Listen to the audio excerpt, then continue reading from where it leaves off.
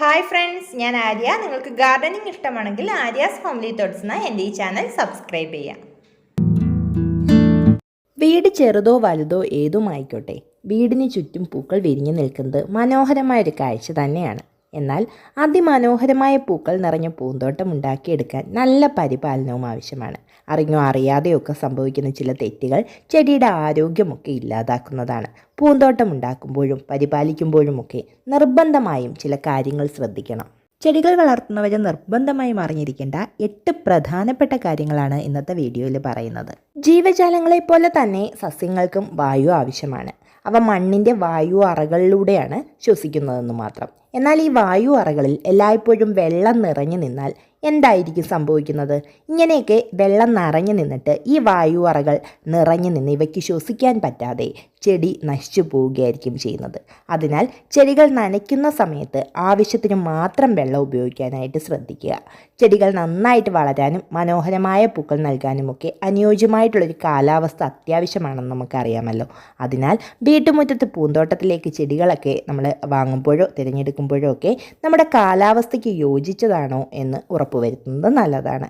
ചെടികൾ നന്നായിട്ട് തഴച്ചു വളരാൻ അതിൻ്റെ നശിച്ചു തുടങ്ങിയ അഗ്രഭാഗം, ഉണങ്ങിയ ഇലകൾ ഇവയൊക്കെ കറക്റ്റായിട്ടുള്ള ഇടവേളകളിൽ വെട്ടിമാറ്റാൻ ശ്രദ്ധിക്കണം. ദ്രവിച്ചു തുടങ്ങിയ ശിഖരങ്ങളൊക്കെ ചെടിയിൽ നിർത്തിയാൽ അത് ചെടി വളർന്ന് നന്നായിട്ട് പുഷ്ടിപ്പെട്ട് വളരാനായിട്ടുള്ള ഒരു തടസ്സമുണ്ടാക്കും. അതുകൊണ്ട് തന്നെ ഈ കാര്യവും നന്നായിട്ട് ശ്രദ്ധിക്കേണ്ടതാണ്.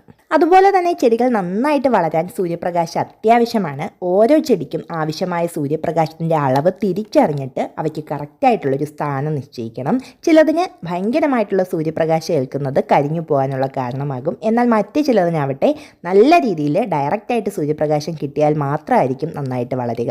അതിനാൽ ഈ കാര്യങ്ങൾ തീർച്ചയായിട്ടും ശ്രദ്ധിക്കുക.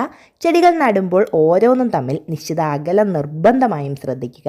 ചില ചെടികൾ വേരുകൾ വലുതായിട്ട് പടർന്നു പിടിക്കുന്നവയായിരിക്കും. അതിനാൽ ഇത്തരം ചെടികൾക്ക് ആവശ്യമായിട്ടുള്ള ആ വേരൊക്കെ ഓടാനായിട്ട് ആവശ്യമായിട്ടുള്ള സ്ഥലം നൽകിയിട്ട് മാത്രമേ അടുത്ത ചെടിക്ക് സ്ഥലം നൽകാവൂ.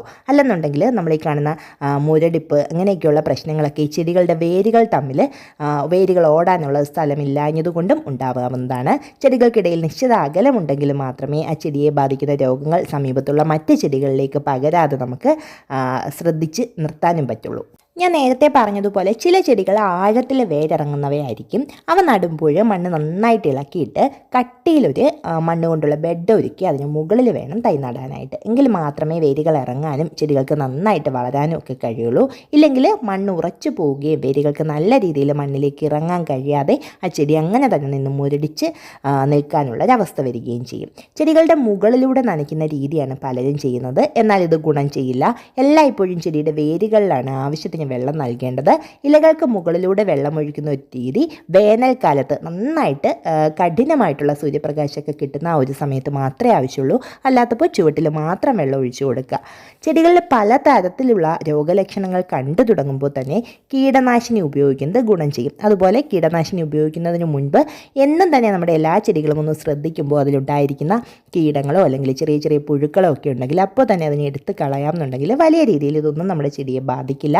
കീടനാശിനി ഉപയോഗിക്കുകയാണെന്നുണ്ടെങ്കിൽ തന്നെ ജൈവ കീടനാശിനികൾ ഉപയോഗിച്ചാൽ തന്നെ മതിയാവും. കാലാവസ്ഥ കൂടി പരിഗണിച്ച് വേണം എപ്പോഴും കീടനാശിനി ഉപയോഗിക്കാനായിട്ട്. ശക്തമായിട്ട് കാറ്റോ മഴയോ ഒക്കെയുള്ള ദിവസങ്ങളിൽ കീടനാശിനി ഒരിക്കലും ഉപയോഗിക്കാൻ ശ്രമിക്കരുത്. കാറ്റിലും മഴയിലുമൊക്കെ നമ്മൾ ഉപയോഗിക്കുന്ന കീടനാശിനി നഷ്ടപ്പെട്ടു പോയിട്ട് നമ്മൾ ഉദ്ദേശിക്കുന്ന ഒരു ഫലം അല്ലെങ്കിൽ ഒരു റിസൾട്ട് നമ്മുടെ ആ ചെടിക്ക് കിട്ടാതെ വരികയും വീണ്ടും കീടാക്രമണം അതുപോലെ തന്നെ ഉണ്ടാവുകയും ചെയ്യും. ചെടികൾ വളർത്തുന്ന ഓരോരുത്തരും ശ്രദ്ധിക്കേണ്ട പ്രധാനപ്പെട്ട 8 കാര്യങ്ങളാണ് ഇന്നത്തെ വീഡിയോയിൽ പറഞ്ഞത്. എല്ലാവരും ഇതൊക്കെ ഒന്ന് ശ്രദ്ധിക്കണേ. വീഡിയോ ഇഷ്ടപ്പെട്ടുണ്ടെങ്കിൽ ലൈക്ക് ചെയ്യാൻ മറക്കരുത്.